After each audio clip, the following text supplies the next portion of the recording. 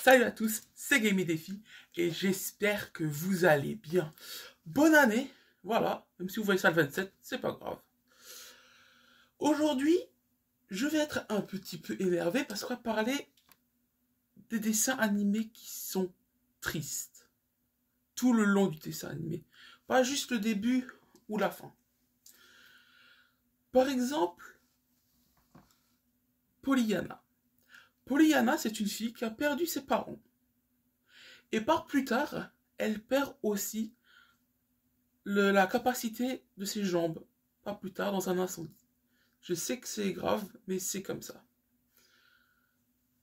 Il y a aussi, par exemple, Princesse Sarah, qui elle est une fille d'un roi qui a disparu en mer. Et elle a juste été trouvée sur une berge. Du coup, ils l'ont ramenée dans un orphelinat. Elle a raconté toute l'histoire à toutes les personnes qui étaient à l'orphelinat, dont la gérante et toutes les personnes qui étaient là-bas. Et forcément, une fois quand ils n'avaient pas encore su qu'elle n'avait plus de richesse, plus de royaume, plus rien, tout le monde était assez sympa avec elle, espérant pouvoir avoir ses faveurs. Par après, elles ont su que elle n'avait plus rien. Et du coup, toutes les filles étaient assez méchantes avec elle. Car au début, elles ne savaient pas qu'elle n'avait plus de richesse. La gérante, qui est la propriétaire de l'orphelinat, elle aussi était assez méchante. Elle l'a forcée à faire les courses, mais en faisant les courses, elle a rencontré un ami. Un ami qui, au fur et à mesure, est devenu, je dirais, son crush. Heureusement, bien évidemment, les filles sont très méchantes, comme d'habitude, parce que ce sont des garces. Moi, j'appelle ça comme ça, il y a d'autres mots. Par exemple, ils font exprès de faire tomber de la nourriture par terre pour dire à Sarah, ah Sarah, faut que tu ramasses, il y a de la nourriture par terre. Ou alors, ah j'ai plein de miettes sur moi, c'est pas grave, je peux les mettre par terre. Il y a Sarah pour ramasser. Vous voyez, c'est vraiment des pestes. Il y en a même une qui lui demande, Sarah, vu que je suis supérieure à toi, déjà ça c'est horrible à dire, tu vas me filer ta poupée. Sa poupée, c'est la dernière chose qui lui reste de son ancienne vie, quand elle était princesse d'un royaume. Ensuite, heureusement, par après, à la fin de ce dessin animé, il y a son père qui revient, et qui en fait n'est pas mort, en fait, il était juste disparu. Et là, il dit, ma fille, on y va. Et elle part avec son père et son crush. Ce n'est pas étonnant. En même temps, le crush, je pense qu'il avait rien pour lui. Enfin, rien d'autre que ce que Sarah. Du coup, il a décidé de partir avec. Ensuite, il y a aussi Calimero. Calimero, c'est l'histoire d'un poussin. Un poussin qui est né sans maman. En fait, sa maman en a eu marre d'attendre que Calimero veuille bien sortir de sa coquille. Et la maman a dit, bon, je vais au marché pendant 20 minutes. Il ne devrait pas y avoir de problème. Ensuite, Calimero éclot, s'en va de la maison où la poule habite. En tout cas, j'ai l'impression qu'elle y habite. Il demande à un chien qu'il trouve dans le jardin, est-ce que c'est toi, mon papa? Bien sûr, le chien répond que non. Ensuite, il croise sa maman. Et elle dit, non, tu n'es pas mon fils n'a pas encore éclos. Alors que si, c'est son fils. Au bout d'un moment, elle se dit, oh, mais il n'y a plus que la coquille, donc le poussin que j'ai vu, c'était bien mon fils. Elle le prend, elle fait comparer la coquille du haut avec la coquille du bas, elle voit que c'est son œuf. Elle est contente. Dans le même épisode, elle fait rencontrer Calimero avec son papa, il fonce sur son papa, qui est par terre à cause de Calimero, et son fils et son père lui dit, va en enfer. Va au diable, pardon. Tu ne dis pas ça à ton enfant. Ton enfant, tu ne lui dis pas, va au diable. Jamais, jamais. Tu ne dis pas à ton enfant, va au diable. Il y a aussi autre chose qui m'avait choqué à ce moment-là. Je crois que c'est toujours et encore dans le même épisode où il dit, où Calimero veut aller à un concert. À quel concert tu veux aller quand t'as 4 ou 5 ans, je sais pas. Mais imaginons dans le monde de Calimero, c'est normal, dans cet univers. Eh bien, il lui dit, c'est simple, tu prends ces magazines et tu vas les donner à la prison. Non. Non, tu fais pas ça. Non. Non.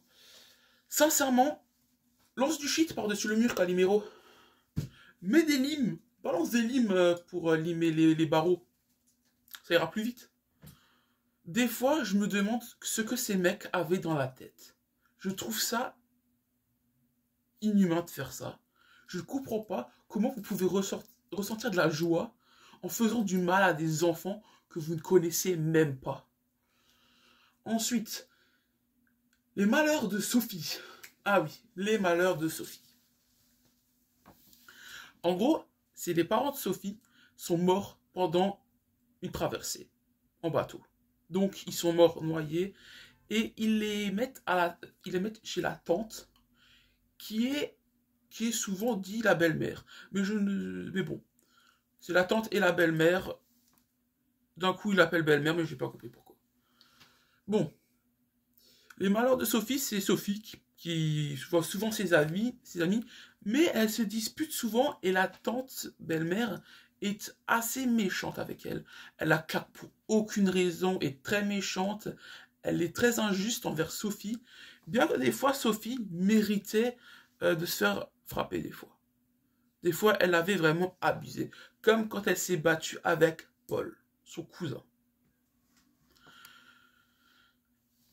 Et sincèrement, des fois, j'avais juste envie d'entrer dans l'écran de télé.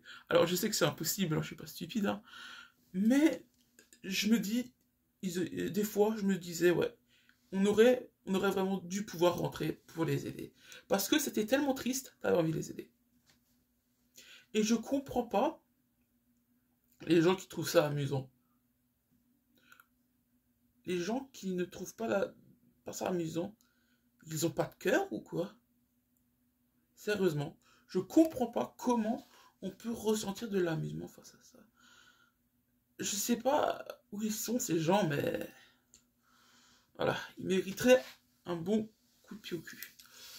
Des fois, hein.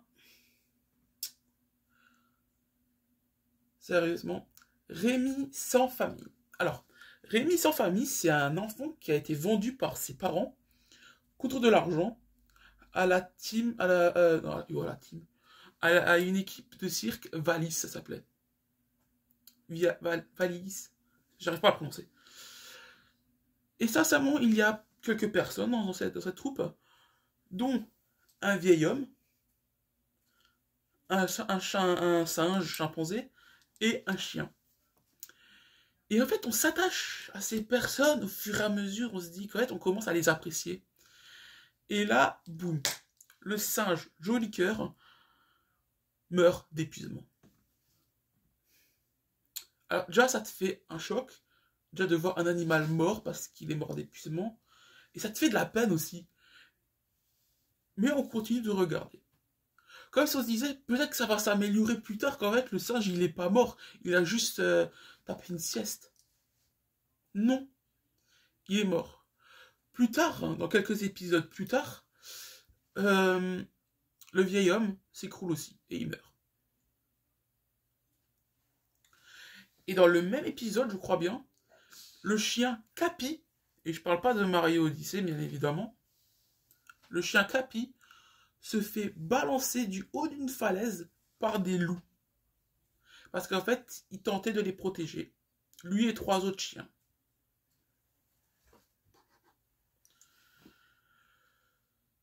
Lui et 2 autres chiens, pardon, qui faisaient partie de la troupe, ont essayé de les protéger le chien, mais bon, les 3 chiens sont morts, et surtout le dernier, Capi, auquel on s'est le plus attaché, quoi, meurt balancé du haut de la falaise par des loups.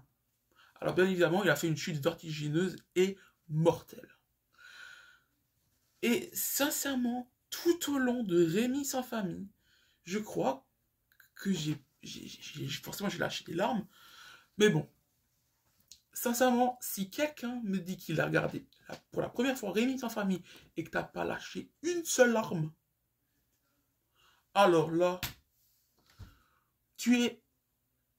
Bah, t'es fort déjà pour contrôler tes émotions, mais bon, normalement t'as quand même lâché une larme, mec. En tout cas, t'arrives à bien ravaler tes sentiments parce que moi, j'ai pas réussi. Voilà. sincèrement, ces personnes-là, je ne comprends pas comment ça se fait qu'ils ont eu le droit de passer des dessins animés aussi tristes et aussi déprimants. Je ne comprends pas. Normalement, ça ne devrait pas être autorisé de faire ça. Mais apparemment, eux, ils ont eu le droit de faire ça. Sincèrement, pourquoi vous traumatisez des gamins qui n'ont rien demandé à personne? Si vous voulez traumatiser des gamins, mais faites-les regarder des films d'horreur hardcore. Tels que je sais pas, genre, qu'est-ce qu'il y a comme film d'horreur hardcore? Vendredi 13, parfait. Là, t'es sûr que là, le gamin il est traumatisé à vie. Après, tu vas me dire aussi, c'est qu'un film. Oui, mais bon, nous, on a plus peur parce que c'est bon. On est des bonhommes, hein.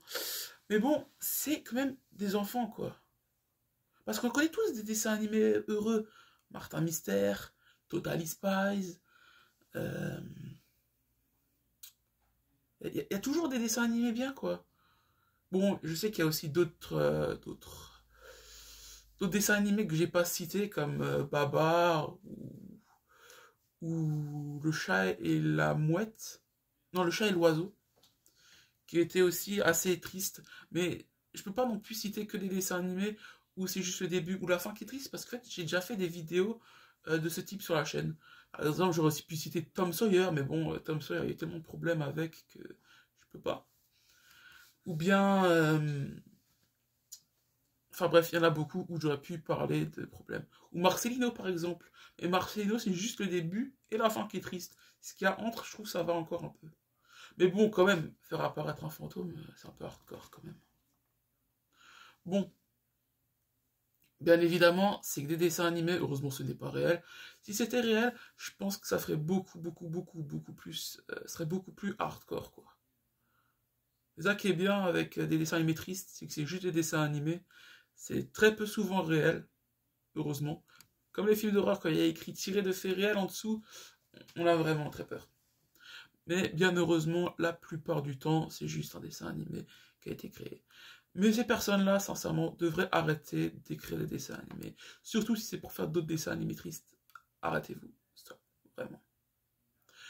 Vous pouvez mettre un petit commentaire hein, pour me dire si vous trouvez d'autres dessins animés tristes autres que ceux que je viens de citer, bien évidemment. Vous pouvez aussi lâcher un petit pouce bleu ou bien vous abonner à ma chaîne YouTube. Juste en bas, c'est le petit bouton en bas. Petit bouton blanc ou noir, je sais plus. Ciao, ciao.